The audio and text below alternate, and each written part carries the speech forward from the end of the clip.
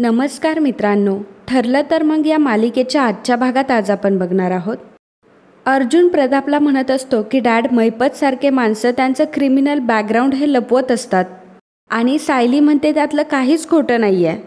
प्रताप विचारतो की जर साक्षी खुनी आहे तर मग रविराज तिच्या बाजूने आणि तुझ्या विरुद्ध का लढतोय. अर्जुन म्हणतो की सिनियर का असं वागतोय तेच मला कळत नाही आहे.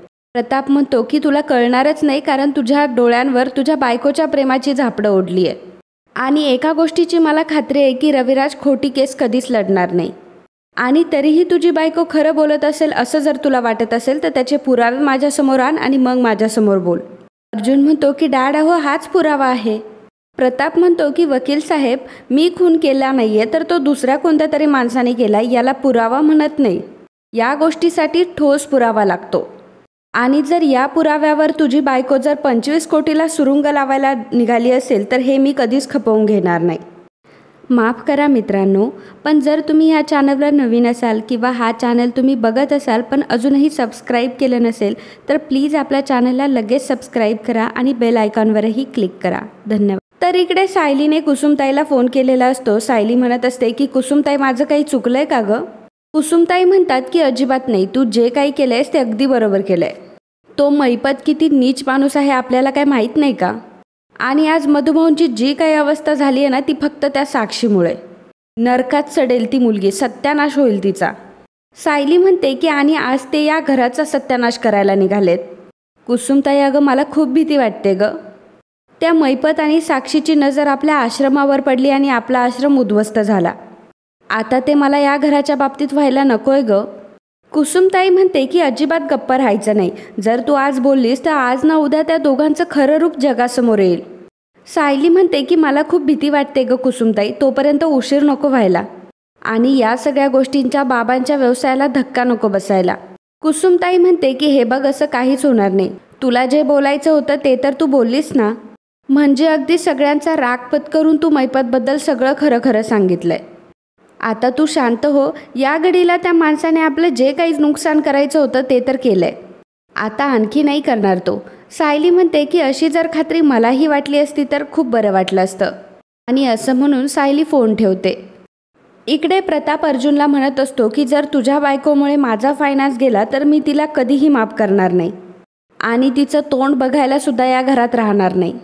कल्पना म्हणते की अहो असं नका ना बोलू. प्रताप म्हणतो की मी फक्त बोलून दाखवत नाही आहे तर करून पण दाखवेल, कारण माझे पेशन्स तर संपले. अर्जुन, जर तुझ्या बायकोचं वागणं सुधारलं नाही तर याचे परिणाम खूप गंभीर होतील, एवढं लक्षात ठेव. सायली इकडं विचार करत असते की हे बाबांशी बोलायला गेलेत खरे, पण बाबांनी जर यांचं ऐकलंच नाही तर. देवी आई, ह्या मैपत आणि साक्षीपासून आमच्या घराला दूर ठेव. तितक्यातच अर्जुन तिथे येतो. सायली म्हणते की सर काय झालं, बाबा काय म्हणाले? अर्जुन म्हणतो की मिसेस सायली प्लीज, मला आता या गोष्टीवर काहीच बोलायचं नाही आहे आणि फ्रेश होण्यासाठी अर्जुन तिथून निघून जातो. तर इकडे सकाळी सकाळी अर्जुन ऑफिसला जाण्याची तयारी करत असतो. सायली मनात विचार करते की काल बाबांनी यांना काय सांगितलं हे तर मला कळलंच नाही. यांच्यासमोर परत विषय काढू का? तर अर्जुन तिला विचारतो की काही बोलायचं आहे का तुम्हाला? सायली म्हणते की सर, तुम्ही बाबांची समजूत घातलीत ना, त्यांना पटली का माझी बाजू? तर अर्जुन म्हणतो की नाही पटली, कारण सध्या तरी त्यांना तुमची बाजू पटण्यासारखी नाही आहे. यामागं खरं तर 2 रिझन आहे. पहिलं रिझन म्हणजे बाबांनी 25 करोडचा फायनान्स मैपतकडून घेतला आहे आणि साक्षीने हे कोर्टात प्रूव्ह केलं आहे की ती त्या रात्री आश्रमात नव्हतीच, ती एका रिसॉर्टच्या पार्टीमध्ये होती. त्यामुळे आता कोणीही तिच्यावर विश्वास ठेवणार. सायली म्हणते की सर मग आता काय करायचं? अर्जुन म्हणतो की साक्षीने कोर्टात खोटे पुरावे दिले ना, मग आता आपण खरे पुरावे गोळा करायचे आणि हे सिद्ध करायचं की तो मर्डर साक्षीने केलाय. आणि ही गोष्ट जेव्हा डॅडला कळेल तेव्हाच आपण डॅडला मैपतपासून दूर करू शकतो. सायली म्हणते की सर, पण पुरावे शोधणं एवढं सोपं असतं तर मग ते आपण आधी केलं नसतं का? अर्जुन म्हणतो की सोपं नाही आहे मिसेस सायली, पण इम्पॉसिबल पण नाही आहे. कुठलीही गोष्ट जर आपल्याला शोधायची असेल तर ती ॲक्च्युली कुठे शोधायची हे आपल्याला माहीत असलं पाहिजे. सायली म्हणते की सर, पण मधुभाऊ खरं बोलताय, हे कोर्टाला नाही तर बाबांना सुद्धा मान्य नाही का? अर्जुन म्हणतो की नाही आहे आणि पुराव्याशिवाय जर मी हे सिद्ध करत राहिलो तर त्याला काहीच अर्थ नाही आहे. आणि ही गोष्ट खरी आहे मिसेस सायली की मधुभाऊ खरं बोलताय याचा आपल्याकडे एकही पुरावा नाही आहे. आता कोण खरं बोलतंय आणि कोण खोटं बोलतंय याचा पुरावा मला शोधून काढावा लागेल. सायली मनात विचार करते की अर्जुन सरांचा सुद्धा मधुभाऊंबद्दल विश्वास हलतोय का, पण मग आता काहीही न विचारलेलंच बरं. कल्पना जरा टेन्शनमध्येच असते. सायली तिच्याजवळ येते. कल्पना अगदी डोक्याला हात लावून बसलेली असते. सायली म्हणते की आई, मी नाश्ता तयार करून ठेवलाय, नाश्त्याची ताटं घेऊन येते. कल्पना मात्र काहीही बोलत नाही. सायलीला खूप वाईट वाटत असतं. सायली म्हणते की आई प्लीज बोला ना माझ्याशी. मला माहिती आहे तुमचा चेहरा फक्त माझ्यामुळे उतरलाय. फक्त माझ्यामुळे बाबा चिडलेत आणि घरातलं वातावरण बिघडलंय.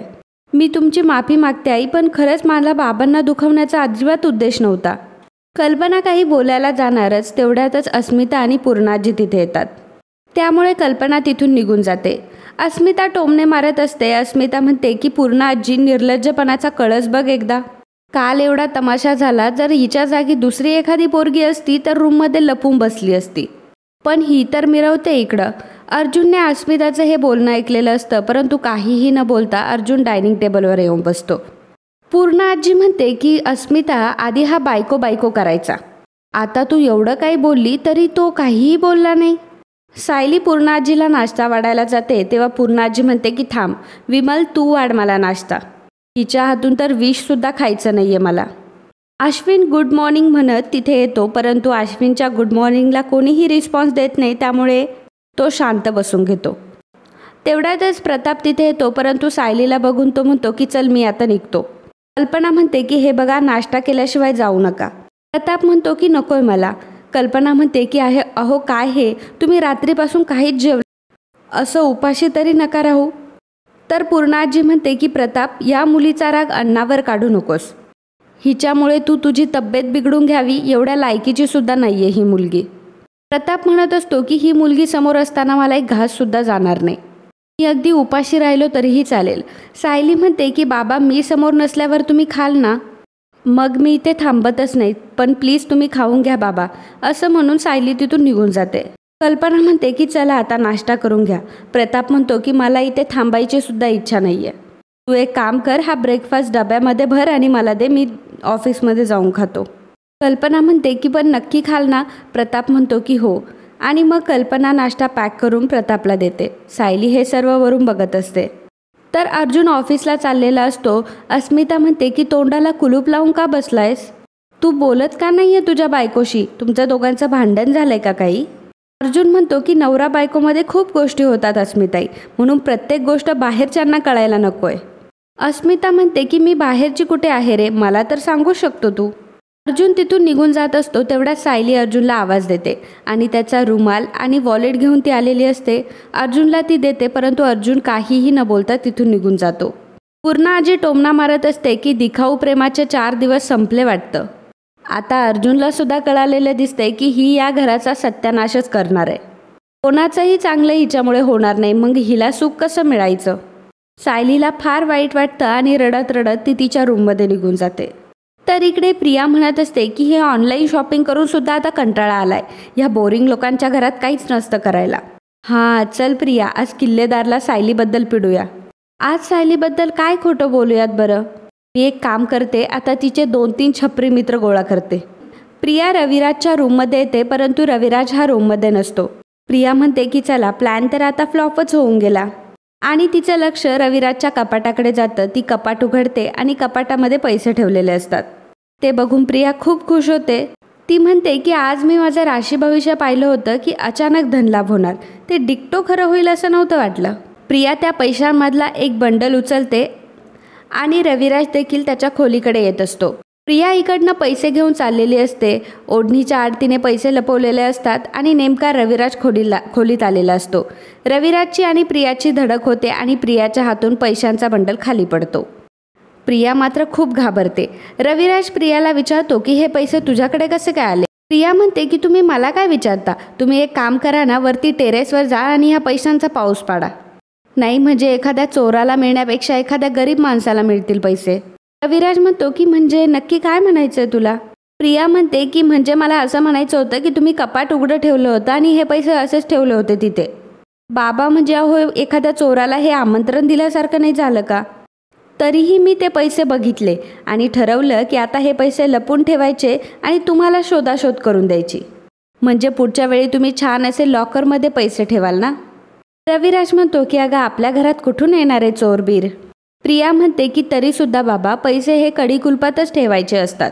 बाबा तुमच्यासाठी हे पैसे खूप असतील हो, पण तुम्हाला माहीत नाही की आश्रमात असताना अगदी 100 रुपयासाठी सुद्धा मी मधुभाऊंचा मार खाल्लाय. या पैशांची किंमत तुम्ही मला विचारा, मी सांगते तुम्हाला. रविराज म्हणतो की सॉरी तन्वी मॅडम सॉरी, आणि असं म्हणून रविराज ते पैसे कपाटात ठेवत असतो. प्रिया मनात विचार करत असते की चांगला चान्स मिळाला होता, हा रविराज मध्येच कडमडला. तर इकडे चैतन्य ऑफिसमध्ये बसलेला असतो. अर्जुन ऑफिसमध्ये येतो आणि चैतन्याला सांगतो आत्ताच्या आत्ता साक्षी शिकरेला ऑफिसमध्ये बोलून घे. ते स्टेटमेंट परत एकदा बघून घे आणि कन्फर्म कर. आणि या प्रकरणात फक्त साक्षी नसेल तर मैपतचे सुद्धा रेकॉर्ड काढ. चैतन्य म्हणतो की अरे अर्जुन, मी सगळी तयारी केली आणि सगळे पुरावे शोधले, परंतु साक्षी त्या रात्री आश्रमात नव्हतीच. तिची प्रत्येक बाजू खूप स्ट्रॉंग आहे. आता मला सांग, परत परत त्याच गोष्टी करण्यात काही पॉईंट आहे का? अर्जुन म्हणतो की पॉईंट आहे चैतन्य, कारण आता साक्षी आणि मैपतचं रिलेशन हे आमच्या घरापर्यंत आलंय. चैतन्य म्हणतो की काय? तेव्हा अर्जुन घडलेला सर्व प्रकार चैतन्याला सांगतो. अर्जुनचं बोलणं ऐकून चैतन्य म्हणतो की मग प्रताप काकांचं तर बरोबर आहे, असं घरी जेवायला आलेल्या पाहुण्यांचा अपमान कोण करतं? अर्जुन म्हणतो की काय? चैतन्य म्हणतो की म्हणजे अरे आपल्याकडे काही पुरावे पण नाहीये ना तसे. अर्जुन म्हणतो की हाच तर माझा पॉईंट आहे, म्हणून तर आता आपल्याला पुरावे गोळा करावे लागणार आहे, आणि मी हे डॅडना अलर्ट करण्यासाठी सुद्धा करतोय. आणि मित्रांनो, आजचा हा भाग इथेच संपतो. पुढील भागात आपल्याला पाहायला मिळणार आहे अस्मिता सायलीला जोरात ढकलते, तर कल्पना विचारते की अस्मिता काय वेडेपणा आहे हा? सायली म्हणत असते की हे येईपर्यंत तरी मला थांबू द्या ना प्लीज. अस्मिता म्हणते की आता तू घराच्या बाहेरच जाऊन थांबायचं, ते किडे मुंगे असतात ना त्यांच्यात जाऊन बस. कल्पना मध्ये पडत असते तेव्हा पूर्णा आजी म्हणते की कल्पना तू मध्ये पडू नकोस, अस्मिता जे काही करते ते बरोबर करतेय. कल्पना म्हणते की आपण सायलीला असं घराबाहेर नाही काढू शकत. अस्मिता सायलीला घराबाहेर काढते. सायली रडत असते, कल्पना जात असते, परंतु पूर्णा आजी म्हणते की दार उघडलंस तर याद राख कल्पना, हा तुझ्या सासूचा तुला हुकूम आहे. तर मित्रांनो, ठरलं तर मग या मालिकेचे अपकमिंग एपिसोड बघण्यासाठी आत्ताच आपल्या चॅनलला सबस्क्राईब करा. आणि आजचा हा व्हिडिओ तुम्हाला आवडला असेल तर व्हिडिओला लाईक आणि कमेंट करायला अजिबात विसरू नका. धन्यवाद.